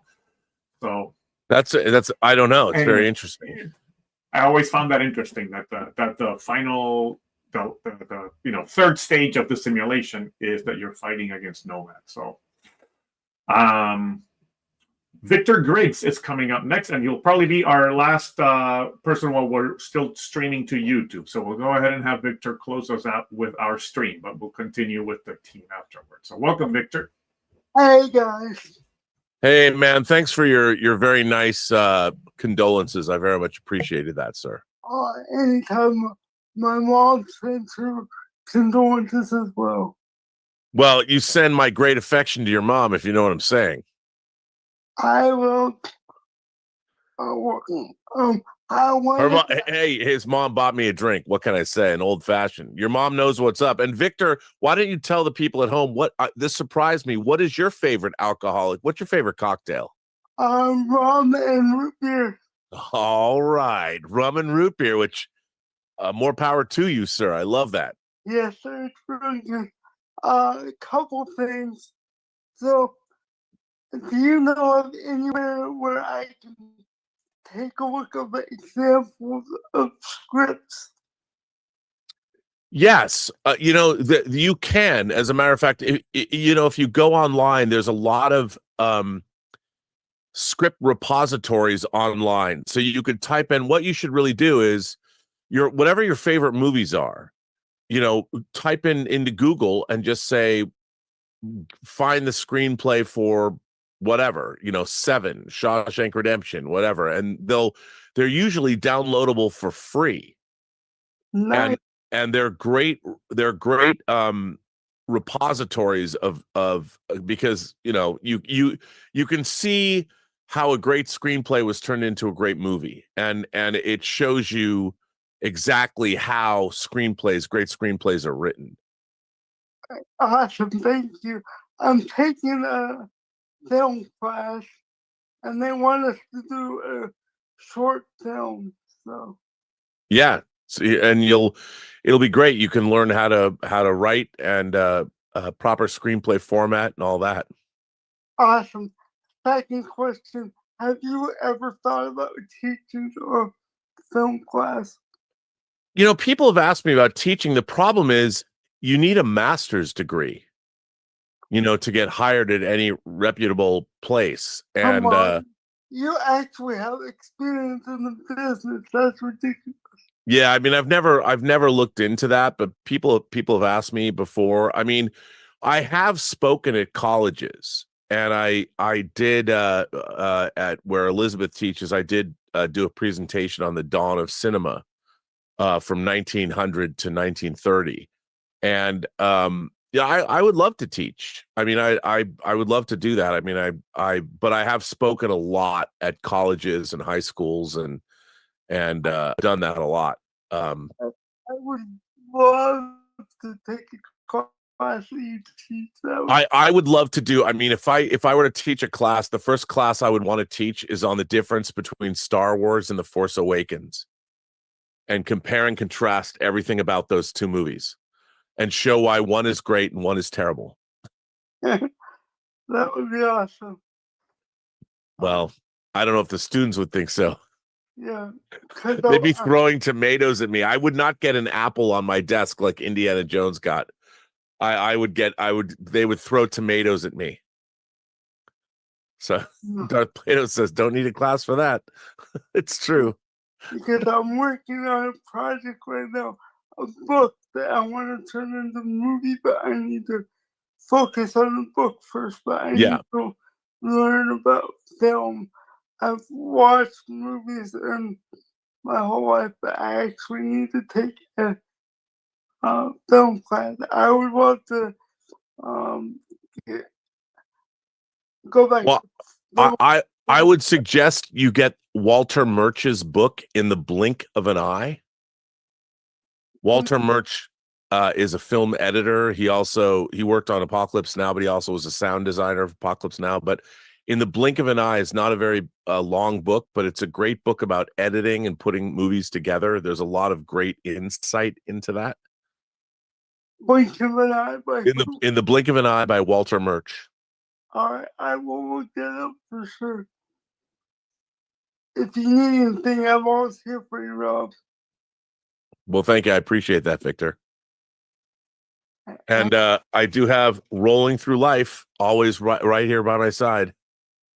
Thank you, sir. Although I would show it to you, but it's at the bottom of a stack of physical media that I need to move. Oh, it's all good.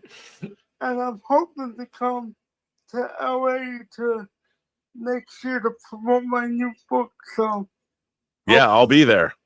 Hopefully we can hook up. Anyway, I love y'all. I owe your mom a drink. Tell her that. I will. All right, hang in there, Rob. Love y'all. Take care. As always, great to have you here, Victor. Thank you so much for joining us. All right. So with that, Rob, I think we are going to say goodbye to our friends on YouTube, but the chat will continue. By the way, some bad news. June Lockhart has passed away. June Lockhart has passed away. The actress June Lockhart, and of course, June Lockhart was on many different things, but she was on Lost in Space. Lost in Space was her probably what she's best known for. Let's see. I'm looking up this. She was on Lassie from 1958 to 1964. She was on Lost in Space 1965 to 1968.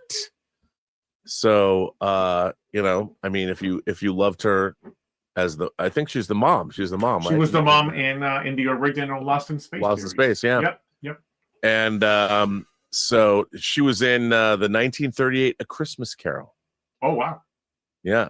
and she had a very, very long career. Yeah.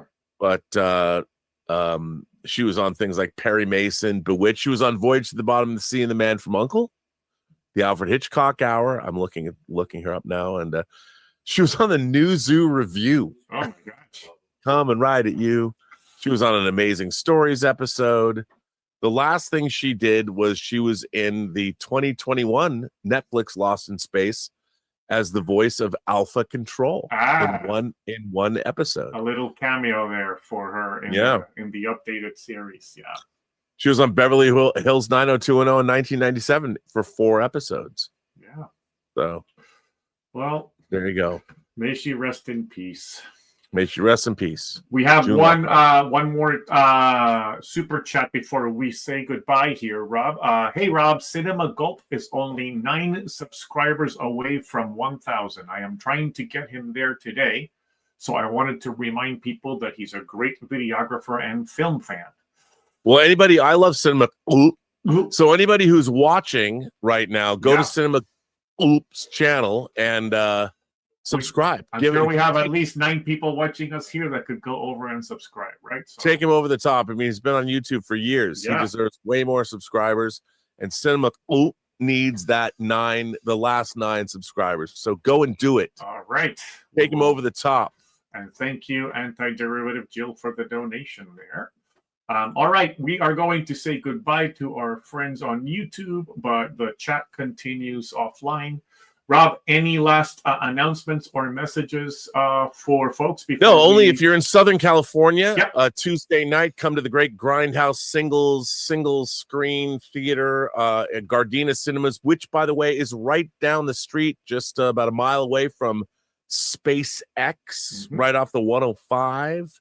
You can go. If you go down the 105 and take a left at the end of the 105, and you get off. Drive down by SpaceX, look at that booster, it's a cool building. Just go down the street. It's on the right-hand side of the street. And remember, from the front of the theater, there's a huge parking lot to the left of the theater that you can park at for free. Gigantic theater. Come down Tuesday, October 28th, 8 o'clock. Come see the world premiere of White Devils. Just in time for Halloween. Just in time for Halloween. Hey, if you want to come dressed up, come dressed up. We're having a cast and crew screening, and it's going to be a lot of fun. And it's a family-run theater, and it is a grindhouse, soda stick, single screen. It's a lot of fun. I was there last night, and I'm very excited to show it. And it's been owned. The theater has been owned by the Kim family since the 70s. Wow. And it has a lot of history. Nice. Exactly the kind of theater this movie needs. Exactly. Yeah. Totally. Yeah. Totally. All right. So well, come on down. By the way, you can go to Eventbrite right now. Go to Eventbrite, look up White Devils. Come on, check us out. Sounds good. Hey, what other YouTube? Chris Stuckman had a movie coming out this week. Yeah. And we have a movie coming out this week. You could go see Shelby Oaks and then come to the world premiere of White Devils. That's right. That makes a nice double bill. There you go. That's right. All right. Well, we'll go ahead and say goodbye, and we'll hopefully be back in a couple of weeks. Not have such a long wait in between our member chats. So take care, everybody, and we'll see you next time.